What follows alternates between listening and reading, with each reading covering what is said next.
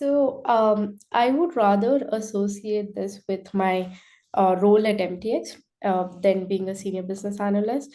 I like the way that we transform things for people. So mostly my projects are public sector projects, which means anything that I do affects mass number of people out there. So, taking an example, we did a vaccine project while we were facing COVID, and I know that one project that we did delivered almost or helped people deliver vaccines to all the people out there in New York State. So that's something that I absolutely love about my job, the kind of impact that it has. On the funnier end, I would say one superpower that I definitely want is having free time on my calendar. Yeah. The most challenging aspect, I think, is also the core of my job, which is communication. Now, when we talk about communication, it just comes across what you speak, but it isn't that. It is how you listen, how what you apprehend out of what you listen, and how you make sure that the communication passes through everybody or every chain of work is something that I think is most challenging because it's not always how you think it is, right? It gets complicated when you have different kind of stakeholders involved in your project. I'd say two. One is I ensure that I take out time and do some yoga so that I release all the stress that I have from my work. Other thing is I like to cook for myself. So whenever I'm just done, I'll just maybe put on my D&D for half an hour and cook something for myself and eat in peace.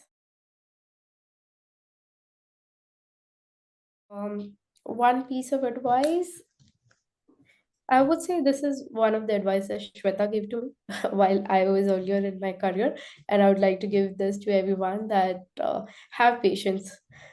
Things do not always unfold in its first go. You have to have patience and you have to work towards getting things. What happens is when we come out of college, we have a dreamy world in our head that, okay, I want to go into an office. I want to maybe just sit down there, deliver presentations, sign all of these documents, and be the man of the office or be the women of the office.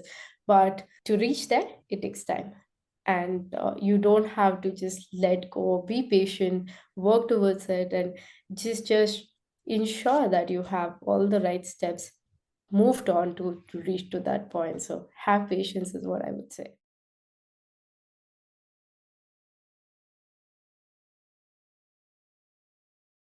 um to start with that, I'll just give a brief of what my company does. I think that would help you guys understand what I'm trying to say from my position out here or from the profile that I work in. MTX Group majorly works on public sector projects. We provide digital transformation for them. So anything which goes in paper, we bring technology to them, and technology is what solves most of their problems. Now, the day as a senior business analyst basically works this way that we have this project. So imagine that we have this requirement that they have something, let's say licensing, which is what they're doing out of paper, and now they want it in digital format. So as a business analyst, what you're going to do is you would talk to them, you would go and understand the requirements in depth. And when we say in depth, it is like really in depth in terms of what you want to see and how you want to proceed with it. And everything forms a structure in itself, right? In terms of dealing with a project of this mass or this capacity, you would have to have structure in terms of what you're communicating, at what time, what questions are you asking, and is it the right stage for asking those questions or not. So majorly I would say it is again evolving around communication, and that goes in two parts. One is basically that you communicate from your clients to, so your clients communicate to you, and then you go ahead and communicate to your team. So you're like the center of all this communication out here. And you have to pass all of this information, and that's what a BA majorly does.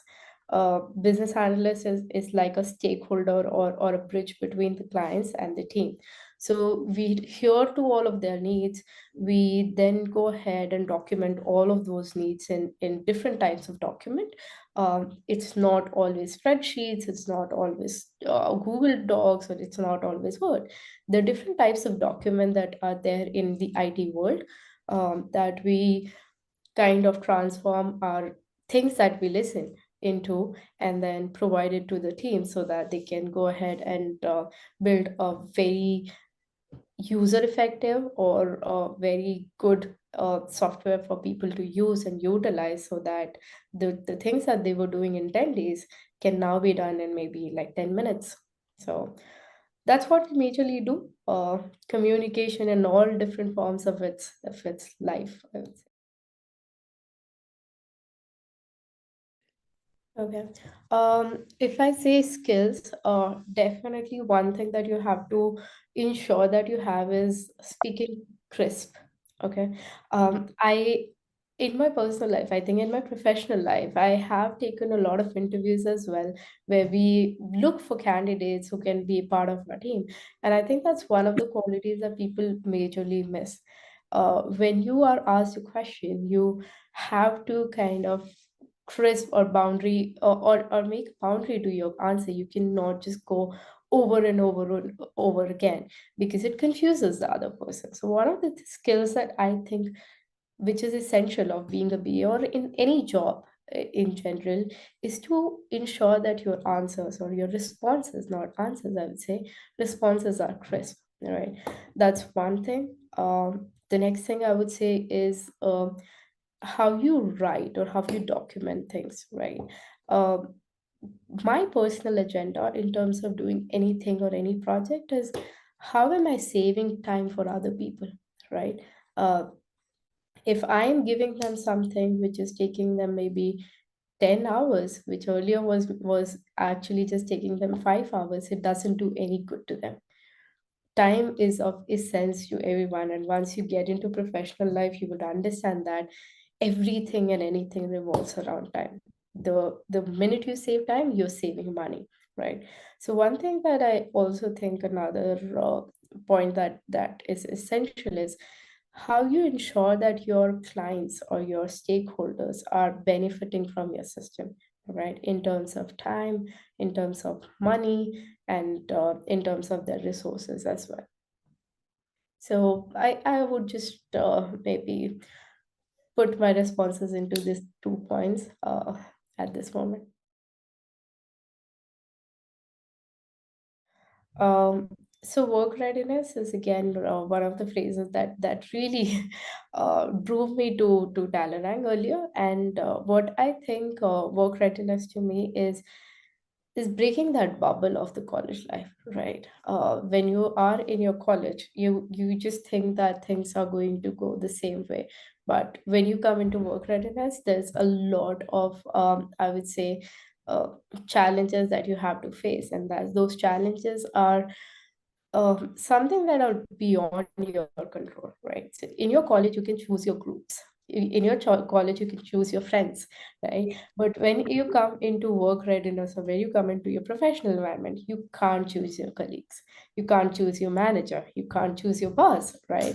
So one thing that I think which is really essential is to just learn how to deal with people, right? Because over here, while you are in your professional life, you don't have a choice of just going back. You have to deal with it. So one thing that definitely is that you need to learn how to deal with people. What was the other essential skills as well? I think the Talerang's module does cover the real skills that we talk about. So I'm not going to talk about all the fancy skills and words that are there in your dictionary, or in our Talerang module. But I, as a personal, from my personal opinion, I would want to talk about things that doesn't come in books. And this is something that doesn't come in your books, right? People may say that you have to deal with this, but that's reality. Okay. So, in the IT industry, again, IT is a very fluid industry. Now, when you talk about IT, there are different skills that are there in IT. So you can either choose a technology, right? I am in the Salesforce technology. There are other technologies out in IT called SAP, Oracle. There's Microsoft Dynamics and things like that. So there are multiple skills out there, and if you have to be in IT, you have to kind of choose your technology first. That's what I personally think is. Uh, you choose your technology and you upskill yourself in it, right? You upskill in it. Like if you look at my profile as well, I was very much interested in Salesforce in general. Now Salesforce is a CRM technology, and when I had to kind of create my career in it, I ensured that I learn everything about it. So for you as well, if you want to start your career in IT, go research about the technologies which are available. Go research in terms of what are the public resources that are available for you to learn. And once you have it, talk to people who are working in IT, because things from the outer world are different, and people who work there really know how to get into that. Also, IT has different forms in itself, as in different career paths in itself. If you are engineer who is actually looking at coding, you have the development angle to it. So you choose your angle as well. Like if you want to do coding, you can go to the development side of it. If you want to do more like client engagement, which is my role, you can go into an analyst role. If you want to maybe validate stuff, you go into quality analyst. So there are different things in IT. So you have to first choose the technology, and then you also have to choose what kind of area you're looking at.